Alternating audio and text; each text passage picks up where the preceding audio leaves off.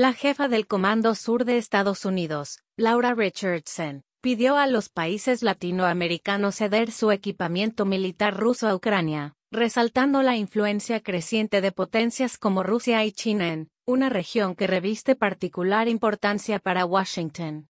La general adelantó que ofrecen reemplazar las armas vendidas por Moscú por equipamiento estadounidense.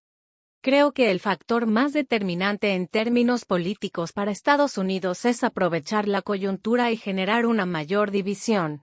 Por ejemplo, para Argentina, que opera helicópteros rusos, y han estado teniendo muchos problemas para sostenerlos logísticamente, es un muy buen momento para decirles, te podemos sacar ese problema, reemplazándolos por material norteamericano, y el día de mañana no vuelves a depender de Rusia para el sustento de esa capacidad militar.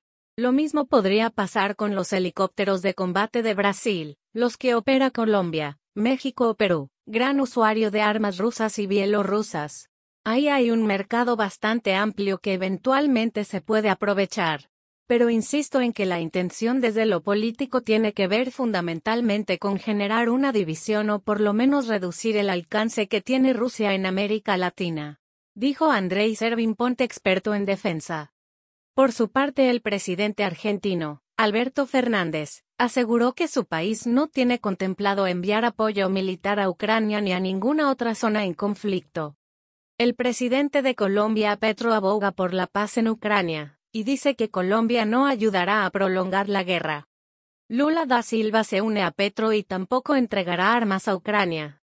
El resto de Latinoamérica parece en sintonía con la decisión de no mandar armas a zonas de conflicto.